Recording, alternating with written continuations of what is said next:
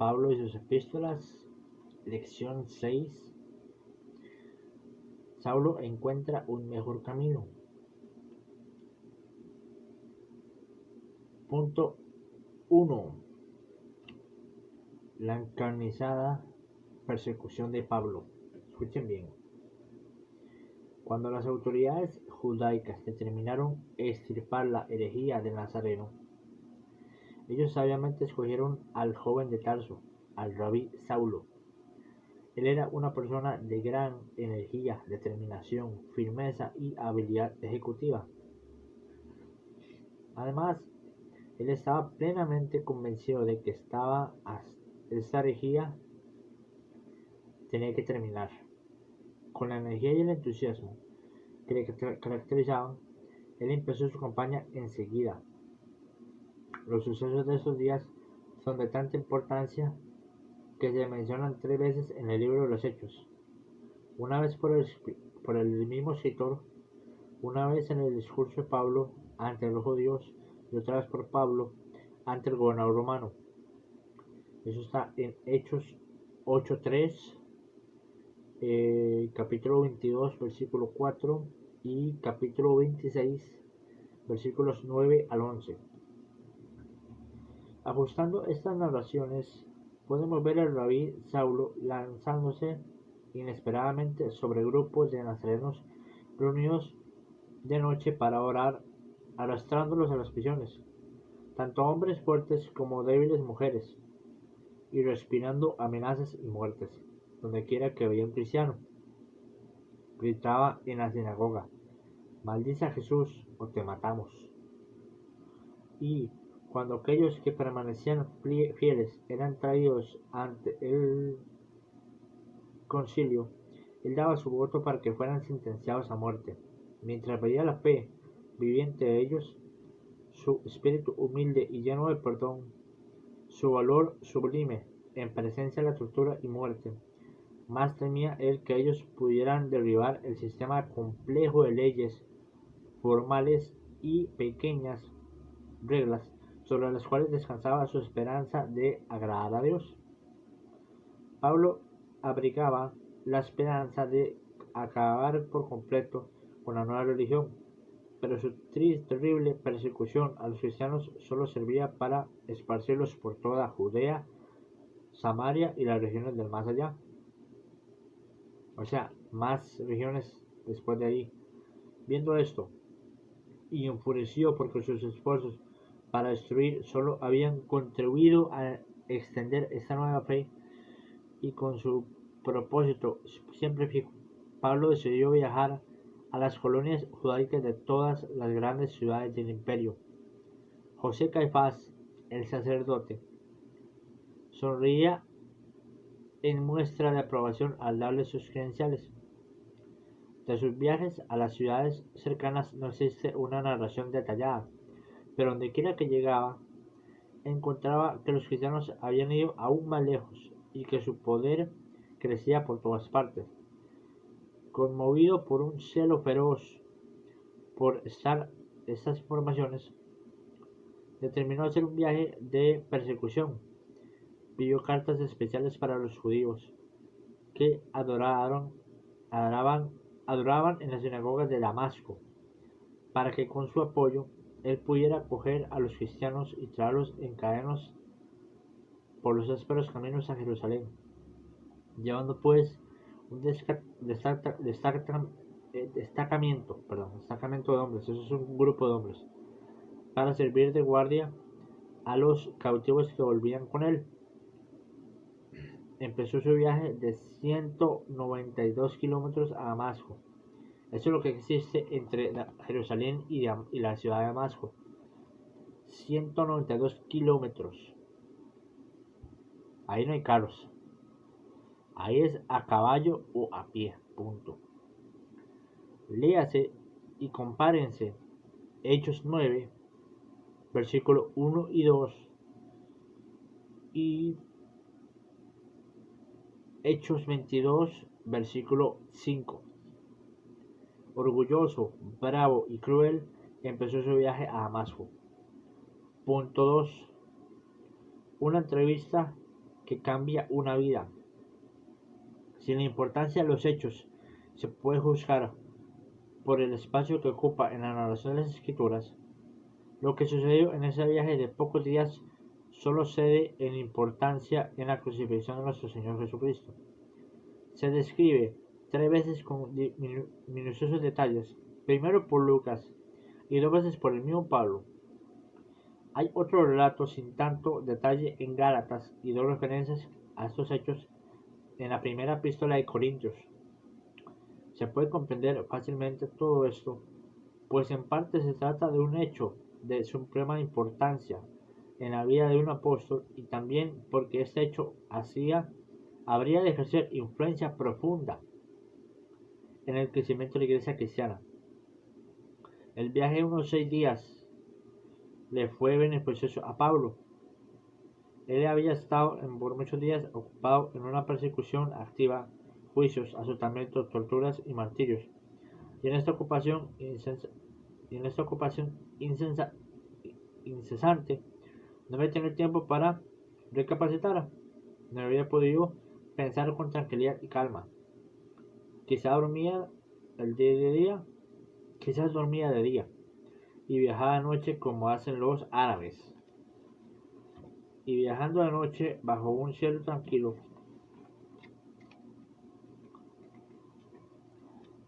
con las estrellas que en el desierto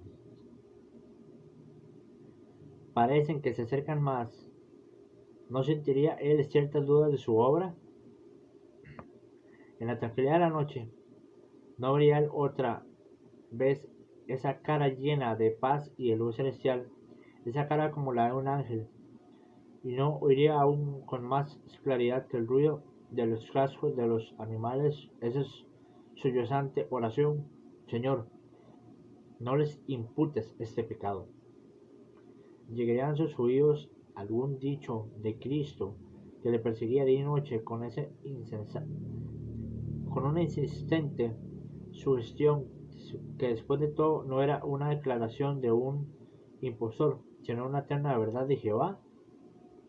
No podemos contestar con seguridad tales preguntas,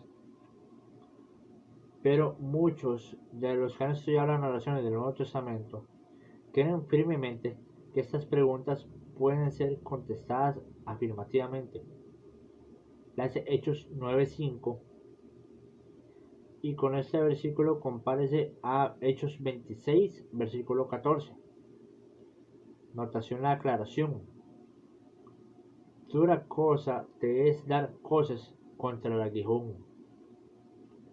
Los estudiantes del Nuevo Testamento creen que al decir Jesús estas palabras a Pablo, él quiso indicar que Pablo estaba resistiendo a la convicción íntima que lo llevaba hacia la aceptación de la religión cristiana. En su carta a los romanos nos describe acerca de ciertas luchas que él había tenido en su vida espiritual. Romanos 7, versículos 8 al 15. Estas expectativas que él describe tan gráficamente son las experiencias del alma de un gran hombre sinceramente equivocado y obrando contra los planes de Dios. Pablo nos enseña cómo su esfuerzo por cumplir estrictamente la ley mosaica no le traía el convencimiento de una victoria espiritual ni la conciencia de que está agradando a Dios. Cuando el individuo hace aquello que está en pugna con la voluntad de Dios, no existe ese sentimiento íntimo de paz y satisfacción, aun cuando la persona cree sinceramente que está cumpliendo la voluntad de Dios. Aquí está la tragedia de la condición de Pablo.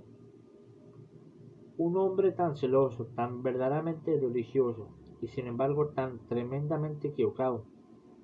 ¿Cómo podemos hallar a una persona en estas condiciones? ¿Habría algún cristiano en Jerusalén que le hablase de su condición espiritual? A pesar de sus pensamientos, con una firmeza tenaz, él prosiguió su camino hasta que una mañana clara, él y sus compañeros se encontraban no muy lejos de Damasco, ya estaban llegando. Mientras se detuvieron un rato, Pablo decía: no descansemos hoy, la ciudad está cerca y el trabajo urgente. Así prosiguieron su camino a pesar del calor y la arena blanca que los cegaba por todos lados. Al fin, al mediodía, apareció ante él su vista la gran ciudad. No es extraño que los árabes aún hoy cantan sus alabanzas. Después del desierto les parecía una visión del cielo, sus claros ríos, sus preciosos jardines llenos de flores, fuentes y árboles frutales. Le hace ahora lo que Pablo nos dice que él vio al acercarse a la ciudad. Hechos 26, versículo 9 al 18. Mientras él y los que caminaban con él caían a tierra, cegados por la claridad de la luz y llenos de temor, Pablo oyó una voz majestuosa que respondía con la faz que contemplaba diciendo: Saulo, Saulo, ¿por qué me persigues? Dura cosa te es dar cosas contra el aguijón. Ah, este hombre divino, Cristo. Sabía la lucha terrible del corazón de Pablo entre el deseo y el deber. Pero cuando había él, Pablo, perseguido al que hablaba, y la voz no lo llamó Rabí, sino por su nombre, el nombre que oyó en los labios, en los brazos de su madre, y le llegó hasta lo más profundo de su ser. Y la voz le pregunta: ¿por qué me persigues? ¿Será la voz del inolvidable Esteban? ¿Quién eres, Señor?, exclama Pablo, sorprendido y lleno de duda. Después de un momento de pausa, viene la contestación que debe haber horripilado el corazón de Pablo y casi hacer cesar su latir. Yo soy Jesús a quien tú persigues. Como cada palabra debe haber herido el corazón de Saulo. Este pues era Jesús, no un humilde despreciado nazareno, crucificado y enterrado, sino un Salvador glorioso, resucitado con vida y con gran poder. Saulo vio la luz para iluminación del conocimiento de la gloria de Dios en la faz de Cristo. Sí, dijo la voz, yo soy Jesús el carpintero despreciado en Nazaret, el pueblo despreciado, que tuvo el fariseo religioso, lastimas con ofensas cruel. Pablo, al mirar a Jesús, pudo verse a sí mismo no como el defensor de la ley, sino como un asesino y un traidor al creador de nuestra vida. En un momento fugaz fueron arrancados Pablo toda excusa falsa y la luz le permitió verse tal como Dios lo veía. Esta luz también le reveló a Jesús. Antes solo veía en él un blasfemador colgado de una cruz vergonzosa, pero esta luz le reveló la cruz llena de poder, iluminada con el sufrimiento de Cristo de Dios. Y él, Saulo, había añadido a su sufrimiento: ¿qué haré, Señor? En esta petición llena de angustia, toda su orgullosa posesión de sí mismo y dura crueldad de los días pasados huyeron de él para siempre. ¿Qué podía él hacer? ¿Qué abismo sería suficiente para un blasfemador contra el Dios Altísimo? ¿Qué sacrificio podría expiar su culpa? ¿Quién podría borrar este pecado? La palabra conversión significa cambiar. En ese momento solemne en la loma cerca de Damasco, Saulo cambió por completo. Volvió la espalda a todas sus ideas antiguas y duras de lo que constituye la santidad a una nueva y bella vida. Parece que Saulo podía comprender ahora por qué brillaba la cara de Esteban aquel día. Pero ¿qué cosa podía Jesús pedir a un hombre como Pablo?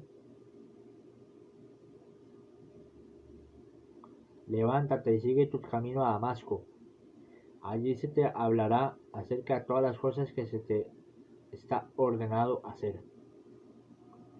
Léase y compare Hechos 9, 1 al 9, Hechos 22, 6 al 10 y Hechos 26, 12 al 18. Cuando Saulo se levantó, encontró que él no podía perseguir más. En vez de entrar en la colonia judaica con prestigio aterrador, fue llevado la mano con el paso vacilante de un ciego. Punto 3. Un nuevo compañerismo. En la ancha calle llamada derecha de la ciudad de Damasco se encontraba uno de los lugares más lujosos de columnas hermosas de mármol. Dentro, el amo preparaba para recibir al ilustre huésped que venía de Jerusalén. ¡Qué sorpresa! No le sería ver al portero admitir a un grupo de hombres cubiertos de polvo llevando de la mano a un compañero ciego. Este era Saulo, el orgulloso joven fariseo, orgullo del Sanedrín judaico, terror de sus enemigos. Ese hombre humillado, cabizbajo y de pasos vacilantes. Era un huésped extraño, solo pedía un cuarto tranquilo donde poder pasar la noche a solas, rehusando participar de la suntuosa cena, ni siquiera tomando una copa de agua. Saulo se encerró en su cuarto por 3 largos días. Él era un hombre de fuerza y carácter como Moisés, Elías e Isaías, que tenía que hacerle frente a las luchas a solas. Lo que pasó por su mente, lo que sintió en su corazón en esos 3 días solo su Dios y él jamás sabrán. Sabemos que pasó la mayor parte de su tiempo en oración. No la oración sustentosa, sino humilde de corazón. La clase de oración que siempre abre el corazón a una vida más amplia y mejor. Le hace Hechos 9, del 10 al 19, y Hechos 22, del 12 al 21. Mientras ayunaba, en la oscuridad de la noche, tuvo una visión en la cual un discípulo llamado Ananías vino y le devolvió la vista. Simultáneamente, Ananías fue preparado por medio de otra visión para una visita a Saulo. Así que al fin, mientras meditaba, oyó una voz cordial que decía: hermano Saulo, cómo el amor de Jesús une a aquellos a quienes leyes duras y formales separan con violencia. Inmediatamente Saulo se pone de pie y contempla con gozo la cara de su nuevo amigo.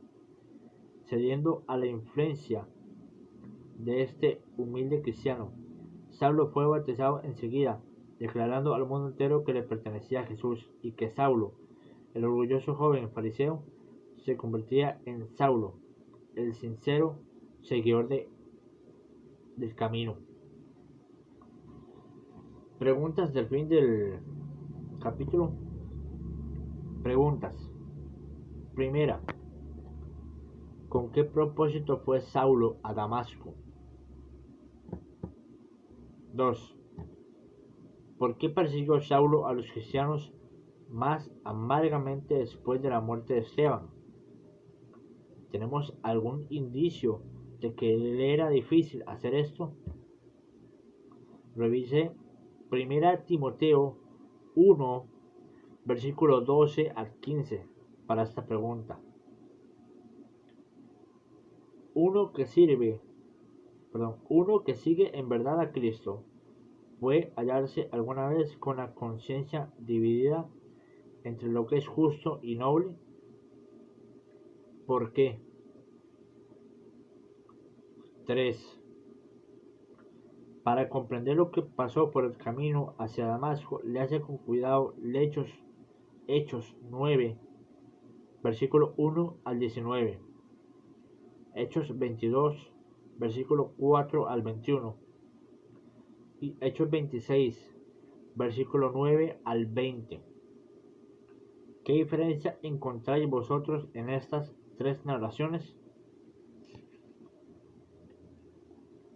Ahora léase Gálatas 1, versículo 15 al 17. Gálatas 2, versículo 19. Primera Corintios 9:1. Primera Corintios 15:8. Segunda Corintios 4:6 y Filipenses 3, versículos 7 al 11. ¿Qué significación tuvo para Pablo el ver a Jesús? En su antigua vida, Pablo trató de cumplir la ley. Ahora su propósito era conocer a Cristo. ¿Cuál es la diferencia entre conocer a Cristo y solo saber de Él? Esa es la pregunta, esa es la cuarta. Ya vamos a terminar. 5. ¿Era Pablo un hombre religioso antes de su experiencia en Damasco? ¿Era él un hombre de buen carácter moral? ¿Era devoto? 6. ¿Era su conversión solo un cambio intelectual? ¿El reconocimiento que después de todo Jesús era el Mesías? ¿O hubo en él profundos cambios morales? Si fuera así, ¿de qué manera lo cambió moralmente su conversión? ¿Qué cambios inmediatos en su vida religiosa y en su conducta eran lógicamente resultados forzosos en esta experiencia? 7. ¿Por qué se menciona el hecho de que Pablo oraba? ¿Qué es la verdadera oración? 8. Aunque Pablo prosiguió su viaje, ¿qué diferencia hacía ahora? Al aceptar a un joven a Jesús como su Salvador y guía, aunque vuelva al mismo lugar, escuela o juego, ¿en qué él es diferente? ¿Cómo se manifiesta esta diferencia? 9. ¿Qué fue lo primero que le dijo Ananías a Saulo al recobrar su vista? ¿Qué significación tendría este bautismo a los judíos que huyeron de esto? ¿Qué significación al mismo Saulo? 10. ¿Por qué es importante que vosotros entregáis vuestras vidas a Jesús? ¿Por qué es necesario que vosotros declaréis al mundo también que le pertenecéis a Él? Hasta la próxima semana.